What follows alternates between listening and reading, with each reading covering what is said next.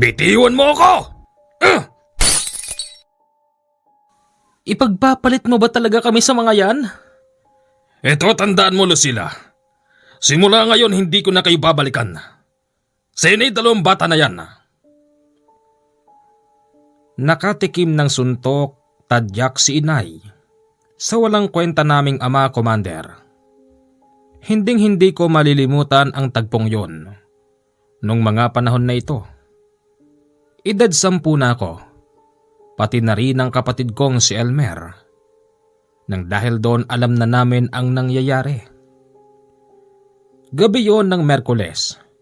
Nang dumating si Itay kasama ang mga lalaking di baril. Akala namin uuwi na siya para makasama namin. Pero kukuha lang pala siya ng ilan sa kanyang mga gamit at tuluyan nang magpapaalam sa amin. Habang ganon ang tagpo sa loob ng bahay, napasilip ako sa bintana at nakita ko yung mga kasamahan ni tatay. Ninanakaw pa ang mga manok namin, tapos patawa-tawa ng nakakaloko sa labas. Huwag mo kaming iwan ng mga anak mo. Huwag ka makulit. Ayoko na sa'yo. Yun ang huling wika ni tatay na nadinig ko, Commander. Pagkatapos noon umalis na sila ng mga kasama niya. Nay! Nay! Ayos ka lang, Nay! Okay lang ako, anak. Tumutulo ang luha ni inay. Nakita ko rin na meron siyang pasa. Lumapit din noon ang kapatid kong si Elmer. May dala itong panyo at pinupunasan si inay. Kita ko sa mukha ni inay ang pagpapahirap ni Itay. Kaya't sinabi ko sa sarili ko, na pagtanda ko, hahanapin kita kung saang kabundukan. At ako mismo ang magtutumba sa'yo. Pangit man pakinggan, Commander, dahil anak niya lang ako. At tatay ko siya at sa kanya ako nanggaling. Pero bilang isang bata, na kahit paano'y meron ng pag-iisip ng mga panahon na yon. Masisisi niyo ba ako? Kung kayo ang lumagay sa kalagayan ko, siguradong masasabi niyo rin yon sa isip niyo. Isang magandang araw po sa inyong lahat. Ako nga pala si Rio. Ang kwentong ibabahagi ko sa iyo, medyo may halong drama na may katatakutan. Taon ng 1987, nang abandonahin kami ng aking ama. Nang mangyari yon si nanay, kita ko ang pag-iinda sa kanya. Hindi lang katawan ang nasasaktan, pati na rin ang puso. Nang dahil sa pangiiwan sa amin ni Itay, unti-unting bumagsak ang katawan ni inay. Rio! Si inay! Ha, bakit? Nandun siya sa kwarto, hindi na makagulapay. Dali-dali kami ni Elmer pumasok sa loob. Nang lapitan ko si inay, pagkakatingin ko para bang hindi na siya humihinga. Ilang araw na kasi siyang hindi kumakain. Nay! Nay! Nay, gising, Nay! Sinabihan ko si Elmer na pumunta sa pinakamalapit na kapitbahay. Pagdating niya, meron siyang kasamang isang lalaki. Lalaking hindi ko kilala. Ay, wala na. Wala na ang nanay niyo. Ano po? Inay! Napahaguluhol kaming magkapatid ni Elmer. Wala na nga kaming tatay. Sumama na sa mga rebelde sa bundok. Tapos iniwan pa kami ni inay. Ibinurol si inay doon din sa bahay namin. Sa pagkakaalala ko, halos 5 araw lang yun. At pagkatapos nun, yung mga kapatid ni Itay, pinapaalis na kaming magkapatid sa bahay. Umalis na kayo rito, ha? Rio! Elmer! Akin na tong lupan to. Matagal na sanang nasa akin to eh. Kinamkam lang ng tatay mo. Ngayong wala na yung nanay nyo, wala na rin yung tatay mo, sumama na sa mga rebelde. Umalis na kayo rito. Magtatayo ko rito ng bago kong bahay. Pero, tito, wala kaming pupuntahan. Wala akong pakialam. Umalis kayo. Mamalimos kayo. Bahala kayo sa buhay nyo. Binitbit naming dalawa ni Elmer ang gamit namin. Paglabas namin sa lugar, nasa lubong na naman namin ang matandang unang rumesponde nang maghanap ng tulong si Elmer. Kuya, siya yung matandang pumunta sa bahay. Oo nga, siya yan. Mga bata, ay isang kayo pupunta. Hindi po namin alam. Bakit? Anong nangyari sa inyo? Pinalayas po kami ng tito kong Sakim. Kanya raw yung lupa na yon. Ay, ganun ba? Kung gusto nyo sumama na lang kayo sa akin. Saan po tayo pupunta? Doon sa bahay ko. Nag-iisa lang naman ako sa buhay. Ano? Elmer, sama ba tayo sa kanya? Oo, sige. Ayokong mamalimos sa daan. Gusto kong kumain araw-araw. Isinama kami ng matandang yon, Commander. Pagdating namin sa bahay niya, laking gulat namin dahil ang dami-daming tao. Tinanong namin ang matandang umaakay sa amin kung meron bang handaan sa kanila. May handaan po ba sa inyo? Wala. Walang handaan dito sa bahay. Ang mga taong nakikita nyo yung mga nag-aabang sa akin. Albularyo kasi ako. Albularyo? Yung nanggagamot ng walang bayad? Oo. Sige. Mamaya na tayo mag-usap ha. Diyan muna kayo sa kwarto. Ilapag nyo lang dyan mga gamit nyo at pumunta kayo sa kusina. May makakain doon. Gutom na kaming dalawa noon ni Elmer. Sabay kaming tumalon sa kusina at kinain yung inihaw na isda. Habang kumakain kaming dalawa ni Elmer, narinig ko yung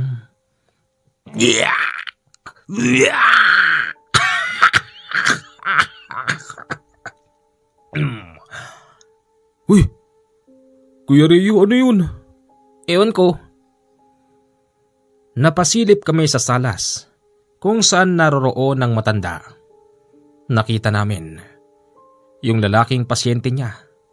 Nakatungtong ang dalawa niyang daliri sa noo nun. Tapos sumusuka yun.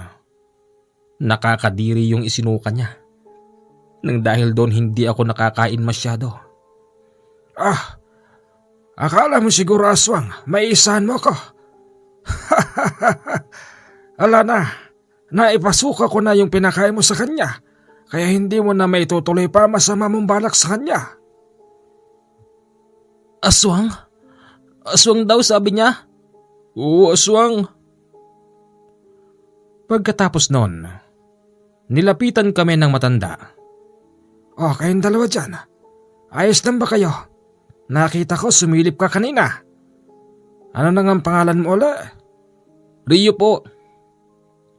Ako naman po si Elmer. Ganun ba? Simula ngayon, tawagin nyo na lang akong Tatay Olivar. Tatay Olivar? Sigurado po ba kayong dito nyo kami patitirahin? Hindi po ba kami makakabigat sa inyo? Siya nga naman po. Hindi. Ginusto ko ito. At napapanahon na rin naman para may makasama ako sa bahay. Huwag nyo sanang isipin na porket matanda na ako naghahanap lang ako ng mag-aalaga sa akin. Hindi ganon. Huwag kayong mag-alala. Alam ko kung kailan ako mamamatay. At matagal pa yon. Sisiguraduhin kong nasa magandang estado na ang buhay niyong dalawa. Bago mangyari sa akin yon. Sige na, kumain lang kayo dyan ha. Bilib na bilib kaming dalawa ni Elmer sa sinasabi ni Tatay Olivar. Hindi namin lubos sa akalain. Sa kabila ng katandaan niya'y meron pa palang taong kukup-kup sa amin. Yung tipong kahit hindi naman namin siya kilala, pero tinanggap niya kami ng bukal sa loob niya. Sa mga sumunod na araw, napapansin naming dalawa ni Elmer. Tila ba mas humihirap ang panggagamot ni Tatay Olivar. Kasi isang araw, Ha! Ano ka mo? Huwag ang dalawang batang yon. Huwag sila! Anong wag? Walang hiya ka, Olivar. Hindi mo alam kung sinong kinuha mo sa amin. Mamamatay din ang dalawang batang yon. Ipinapangako ko yan. Subukan mo. Sa oras na gawin mo yan, magkakamatayan tayo. Wala na akong takot, Olivar. pagkatapos noon nakita ko ang dalawang daliri ni Tatay Olivar. Siguro meron akong third eye. Kasi nang ihawig niya ang kanyang dalawang daliri, nakita ko, Commander, na para bang may nakadugsong doon na liwanag na talim at iginilit niya sa leeg ng pasyente. Wala na. Hindi ka na makakaganti pa. Oh, yung susunod. Napakagaling niyang albularyo, Commander. Nasaksihan pa nga namin noon ni Elmer yung aswang mismo na nagpagamot kay Tatay Olivar. Hulo, Kuya Rio, katakot naman yung lalaking yun. Huwag ka maingay. Kayang-kaya yan ni Tatay Olivar. Kamusta ka na, Olivar? Mabuti. Sino ka?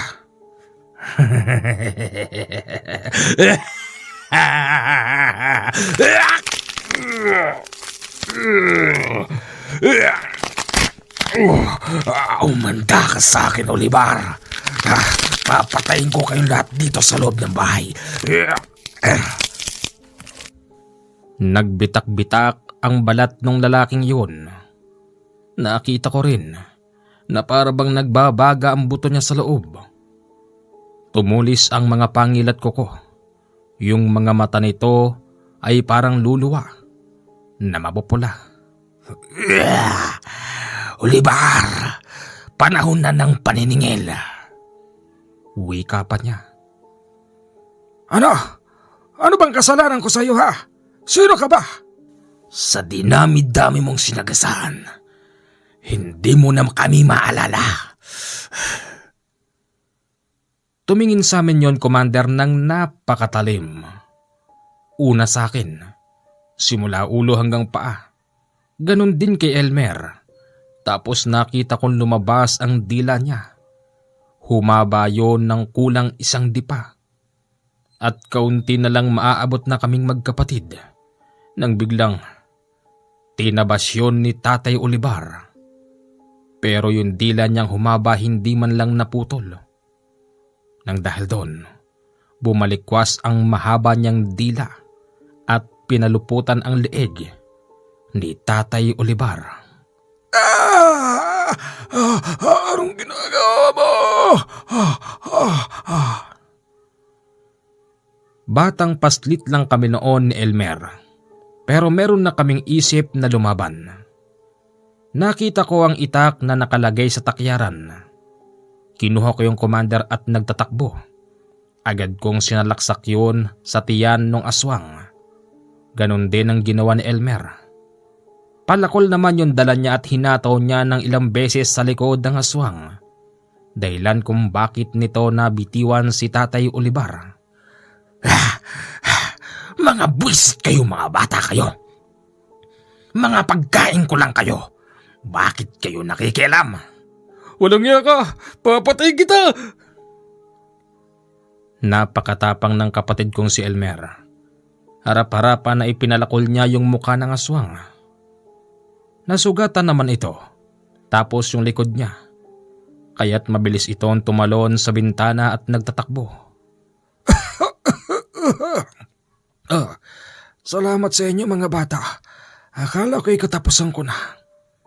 Tatay Olivar, ang hirap ho pala ng trabaho niyo. Talagang mahirap. Alam mo, Sa sobrang hirap ng inatang sa aking responsibilidad. Aba, hindi ko na tuloy naisipan mag-asawa. Siguro po Tatay Olivar, sanay na kayo dyan kasi parang bigla niyong nakakalimutan yung nangyari. Oo naman, hindi ko kailangan na magmukmok at dibdibin ang nangyari. Simula ngayon masanay na kayong dalawa. Nasisiguro kong marami pa riyan. Marami pa. Lumipas ang 2 buwan namin sa bahay ni Tatay Olivar. Dito na ako nagtanong sa kanya. Tatay Olivar, totoo po bang bibigyan nyo kami ng maayos na buhay bago man lang kayo magpaalam? O baka naman meron pa po kayong ibang plano? Ang totoo niyan, gusto kong maging sundalo kayo. Oo, yan ang plano ko sa inyong dalawa. Pagsusundaluhin ko kayo. Pero huwag kayong mag-alala. Ayokong manahin ninyo ang aking kaalaman. Pero bibigyan ko kayo ng mga gamit para magamit ninyo sa paglilingkod sa bayan. Sundalo? Oo, Kuya Rio, di ba gusto mo magsundalo? Pumasok na naman sa isip ko, Commander, ang mga rebelde. Rebeldeng ng lason sa kaisipan ni Itay. Kaya niya kami inabandona. Sige, gusto ko maging sundalo. Papatayin ko yung mga rebelde sa bundok. Dahil sa kanila, inabandona kami ni Itay. Huwag kang umiyak, Rio. Kaya mo yan. Nandito ako. Pag-aaralin ko kayong dalawa. Pero sana, hanggat nakikita nyo nga ako'y malakas pa, mahalin nyo rin naman ako. Opo naman. Tinuturing na po namin kayong ama. Opo, totoo po yun. Sa totoo lang, mas naramdaman po namin sa inyo ang pagiging tunay na ama. Ay, salamat naman mga bata. Lumipas pa, Commander, ang ilang mga buwan. Kahit hindi sabihin sa amin ni Tatay Olivar, para bang kusa na naming natututunan ng araw-araw niyang ginagawa. Katulad na lang ng isang hapon, sa unang pagkakataon isinama niya kami sa kabundukan. Madali kayong dalawa. At tsak na abutin tayo ng dilim. Tatay Olivar, saan po ba tayo pupunta? Elmer, huwag ka na magtanong. Tatay Olivar, nagtatanong lang po kami. Kukuha tayo ng halamang gamot. Kailangan makakuha tayo nun. Ngayon nyo palang makikita kung saan ako kumukuha ng makapangyarihang halamang gamot na ginagamit ko sa aking panggagamot. Halamang gamot? Ano pong itsura nun? Basta, makikita nyo rin. Makalipas ang 2 oras, huminto kami sa isang kakaibang puno. Sa unang pagkakataon, ngayon pa lang kami nakakitang magkapatid ng ganong klase ng puno. Meron din itong bunga na kulay pula, tapos bilog, at ang sanga nito ay magkakaibang klase. Hindi kayo maniniwala. Yung isang sanga niyang malaki kulay berde, yung isa kulay itim, at yung isa medyo blue. Tapos, yung nakapatuwid, puting-puti. Ano yan, Tatay Olivar? Yan ba yung pinagkukuhanan nyo ng halabang gamot? Hindi, Rio. Diyan nakatira yung nagbabantay. Ha? Anong klaseng puno yan? Iilan lang yung sanga niyan, lalaki, pero magkakaiba yung kulay. Elmer, bilib ka ba? Opo, Tatay Olivar. Maya-maya pa si Tatay Olivar. Umusal nang hindi namin maintindihan. Tapos, bigla siyang nagtagalog. Kinalulugod ko na muli kang magpapakita sa akin, kaibigan. At sa muli nating pagkikita, sana ako'y iyong paunlakan. Sana ibigyan mo ko muli ng halamang gamot na magagamit ko sa loob ng 4 na taon. Kaibigan, naririto ang aking mga disipulo. Kilalanin mo sila. At sana'y dumating ang araw na kapag hindi ko na kaya sila ang pagkalooban mo ng makapangyarihang halamang gamot na manggagaling sa iyo. Hindi kayo maniniwala. Yung kausap pala ni Tatay Olivar, nandun lang sa likod ng puno. Isang malaking taong purong puti ang katawan. Nakahubad yun. Mahaba ang buhok na hanggang hita. Natakot kaming dalawa ni Elmer nang makita namin yon. Huwag kayo matakot. Mabait siya.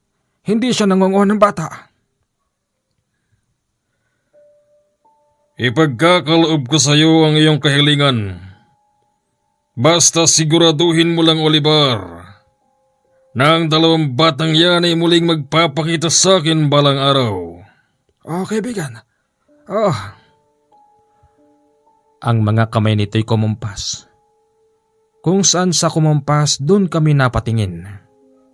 Hindi namin napansin na napakarami palang iba't ibang klaseng kulay ng halaman doon na halos hanggang bewang lang namin.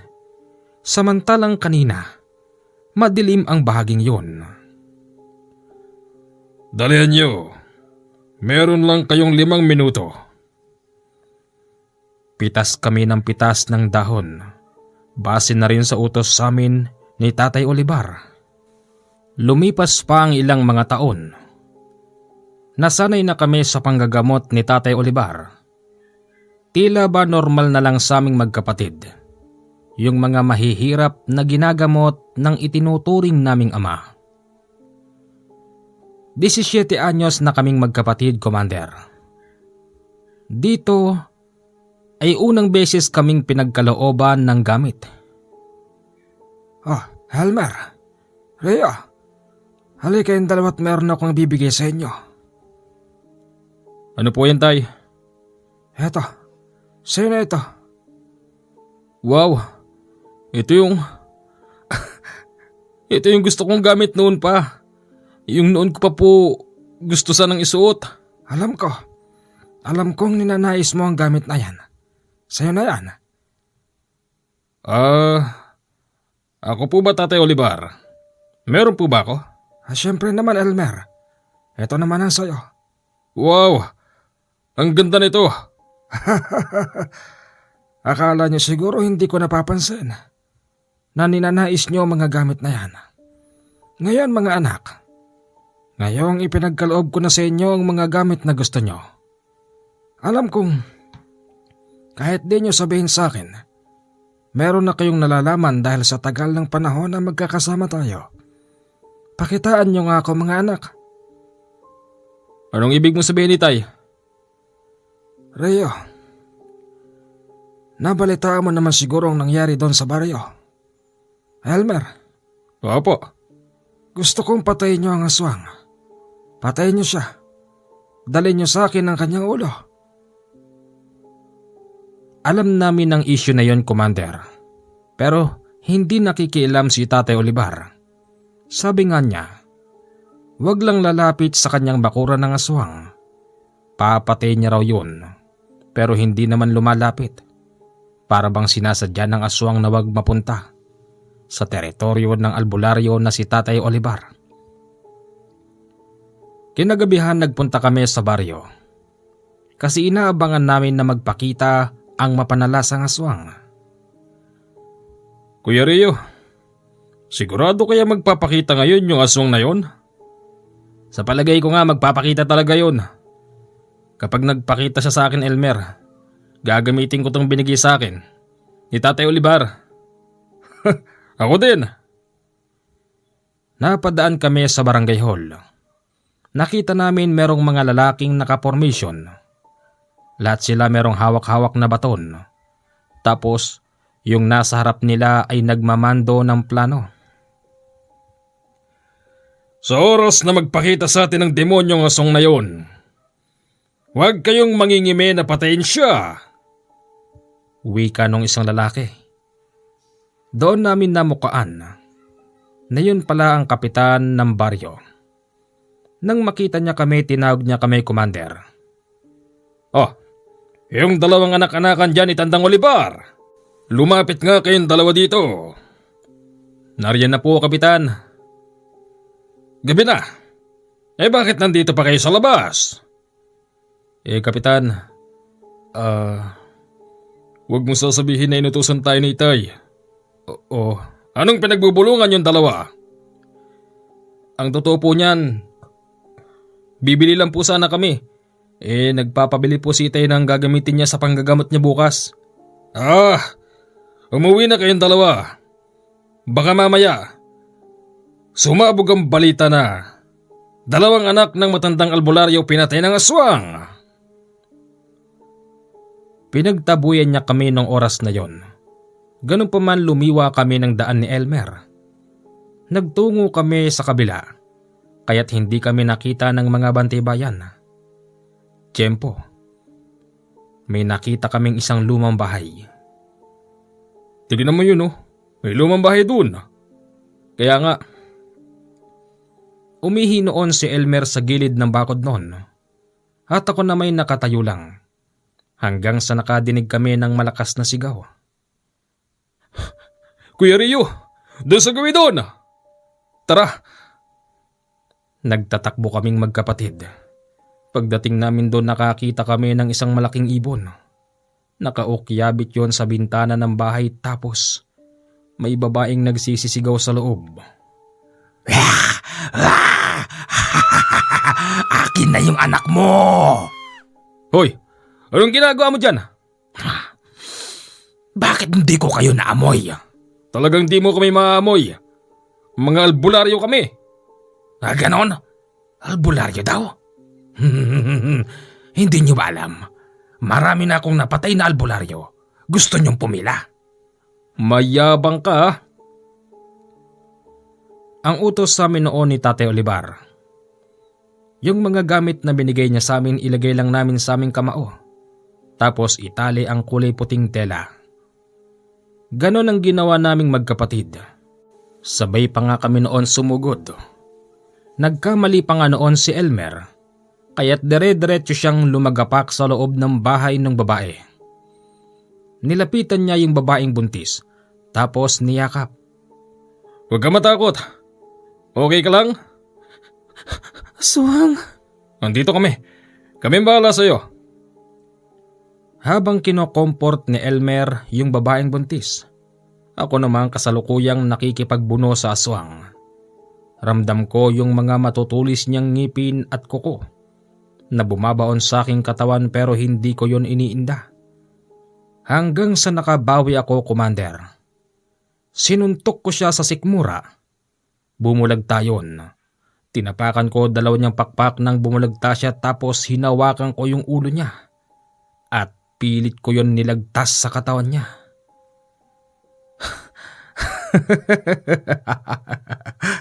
Ano? Wala ka pala eh. Hanggang diyan ka lang pala. Matapang na wika ko, Commander.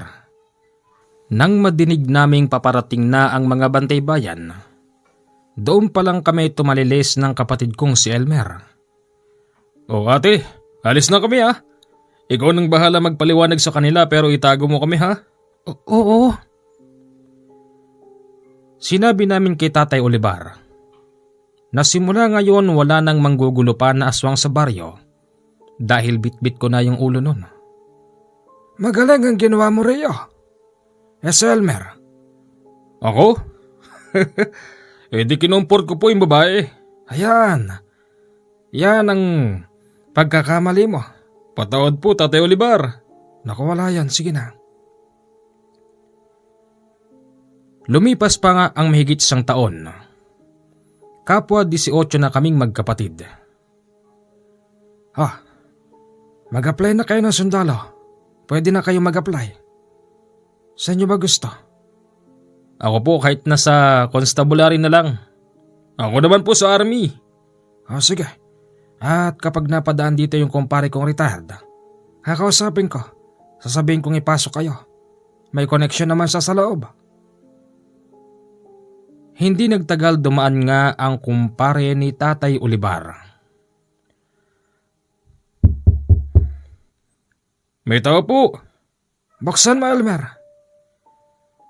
Pagbukas ni Elmer, isang matandang lalaki din ang tumambad sa kanya. Pero mukhang matikas ang itsura. Ay magandang umaga.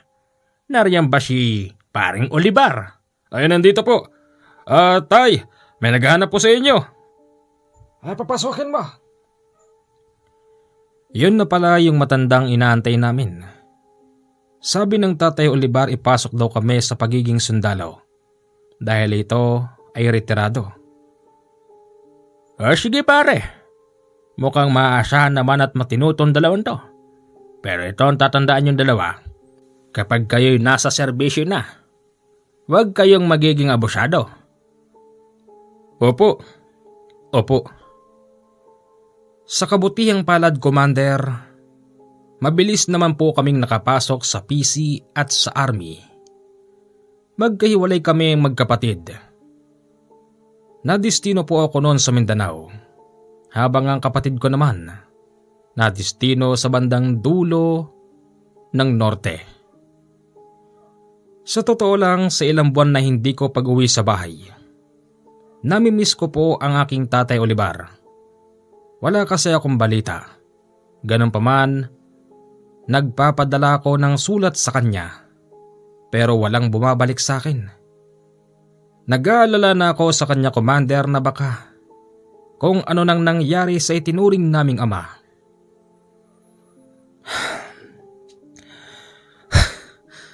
Uy buddy, ano bang problema mo? Kanina ka papalakad-lakad dyan. Buddy, si Itay kasi, ilang beses na ako nagpadala ng sulat. Pero walang bumabalik sa akin sulat. Baka naman kasi busy lang sa panggagamot. Di ba sabi mo albularyo yung tatay mo? Oo, pero maintindihan ko yun. Kaya lang, iba yung pakiramdam ko eh. Parang may mali. Hindi talaga ako mapakali, Commander, ng mga panahon na yon. Hanggang sa lumipas pa ang ilang buwan, hindi ko inaasahan na isa pala ako sa mapapaengkwentro sa mga hindi tao. Buddy! Oh, ano yun? Tawag tayo ni Sir. Ha? Sige, tara.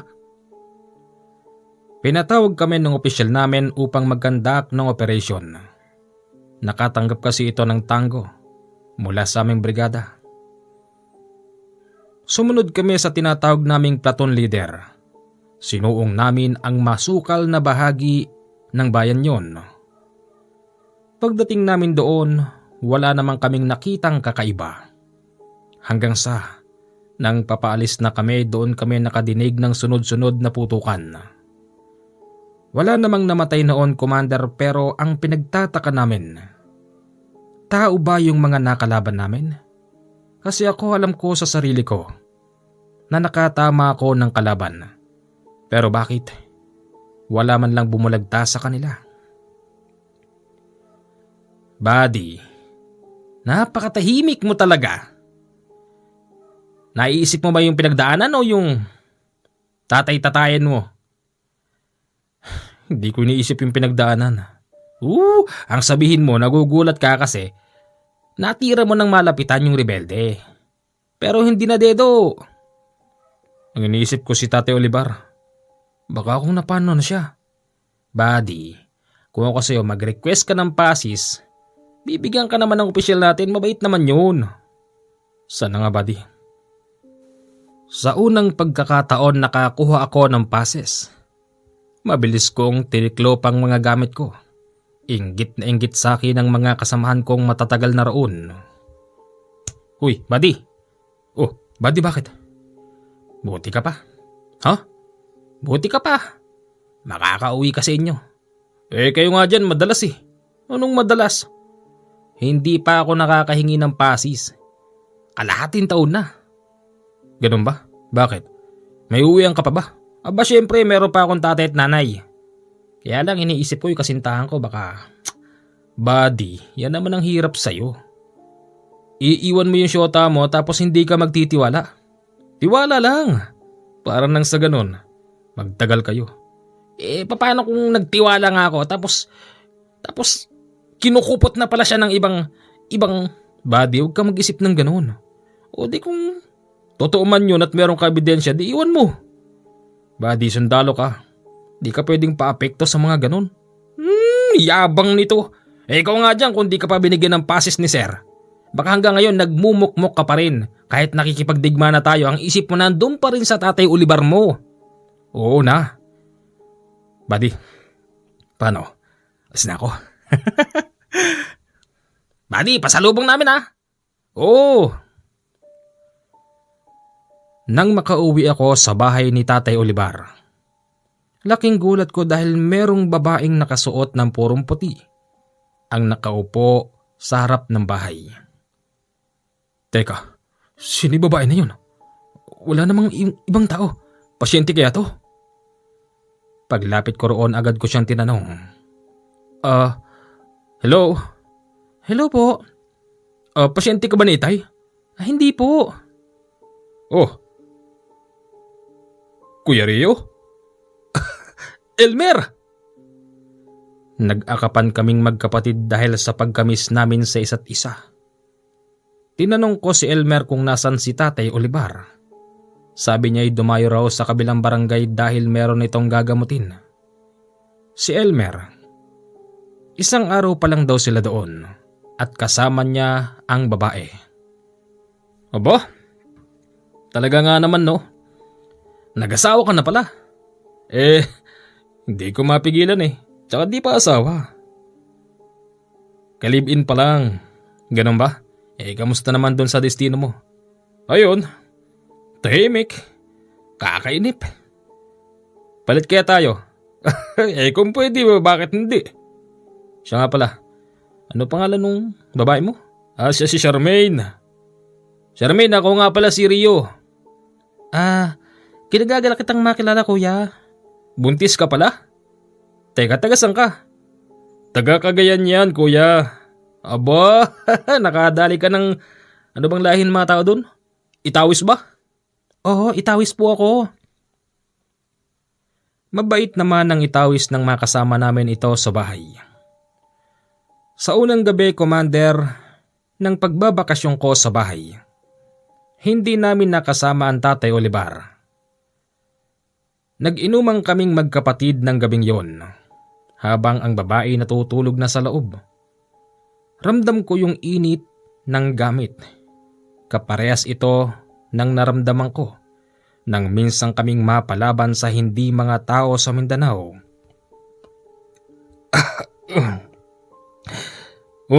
Bakit kuya? Ang init. Mambon-nambon pa nga eh. Paano mainit? Basta may init. Nag-iinit yung medalyon. Ibig sabihin, may kalaban. Napasigaw ang babae sa kanyang kwarto. Mabilis kaming tumakbo doon ng kapatid kong si Elmer. Wala namang kaming nakita, pero yung init ng medalyong ko naroroon pa din. Mabilis akong tumalon sa bintana at inikutan ang buong bahay, hanggang sa nakita ko ang isang nakakatakot na nilalang. Sino ka? Anong ginagawa mo rito? Elmer! Nandito! Tumakbo si Elmer papunta sa akin, bit-bit ang kanyang baril. Puputukan niya sana ito pero pinigil ko siya. Wag! Kuya, aswang yan eh!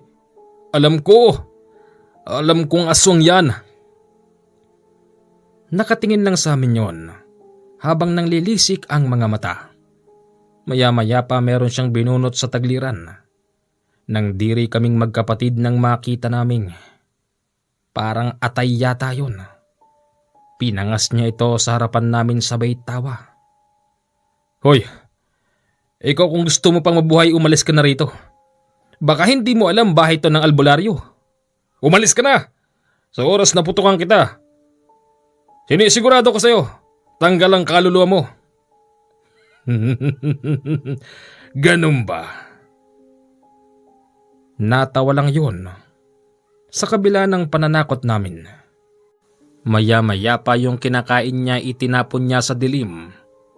Kasabay noon ng pagtakbo kaya't nilamon siya ng dilim ng gabi. Nakakahiya tuloy sa kasintahan ko, kuya. Nakaranas pa siya ng ganito. Hayaan mo na, tara pasok na tayo sa loob. Pagpasok namin sa loob, maayos naman na ang pagkakatulog ng babae. Teka, sino yun? Baka si Itay yun. Mabilis kong pinagbuksan ng pintuan yung kumakatok at nakita kong ang bagong talaga na barangay captain sa amin. Tinatanong nila kami kung meron daw bang napadpad doon na kakaiba, yung may bitbit na atay ng baboy. Sinabi namin doon na doon nagtatakbo, kaya't sinundan nila yun. Elmer, yan bang problema sa mga yan naranasan nyo na ba nung nakaraan? Nung kararating namin nabalitaan na namin yun. Pero hindi namin nakalain pati dito sa bahay ni Itay Olivar pupunta pala yun. Elmer, hanggat naririto tayo, kung maaari tayo na tumapos doon. Oo sana. Sana nga kung pwede sana Sa sumunod na araw, Commander, papatapos na ang aking pasis. Doon pa lang din dumating si Tatay Olivar. Rio! Anak! Miss na miss kita, anak! Tay naman may iyak ako sa inyo Sa pag-uwi ni Tatay Olivar, meron siyang ibinalita sa amin. Ang sabi niya sa amin, bumalik na raw kaming dalawa sa destino. Ayaw daw niyang abutin pa kami doon ng kinabukasan dahil meron siyang kakaibang nararamdaman. Tay, ano yung nararamdaman mo, Tay? Siya nga naman, Tay. Ano ba yun? Tsaka, mga sundalo kami, Tay. Hindi lang kami basta sundalo, alam niyo yan. Kung ano man ang problema rito, natatahakin ng baryo, problema na rin namin yun. Hindi, mga anak. Alam niyo ba yung bagong talagang kapitan dito? Nako, malaki pala ang kasalanan ng taong yan. Ayon doon sa kaibigan kong sinole, yung pala'y dating, ano ba tawag doon, mga anak? Yung... Wanted? Ayon, dati palang wanted ang taong yan. Sabi ni Kanole, nagtago daw yan noon sa kabundukan. Tapos, medyo may pagbabago sa katawan ng taong yan. Anong ibig niyo sabihin, Tay? Pagbabago? Sa gabi, nagiging ano pala yan? Nagiging aswang. Kaya, naramdaman na aking kaibigan na si Kanole na baka hindi magtagal gapangin nila yan. Kasama ang mga antingero na mga energabyado ng bagong talagang kapitan. Bakit kami alis? Ang problema, mga sundalo kayo, mga anak. Baka mamaya, pati kayo makialam. Tay naman makikialam kami kapag nakita naming hindi kaya ng mga tao. Tsaka isa pa, mainam na rin na sinabi niyong yang si bagong talagang kapitan dito'y ganyan pala. Gusto naming masaksihan kung paano nila kilusin yung kapitan na yan. Di ba, Elmer? Siya nga naman, Tay.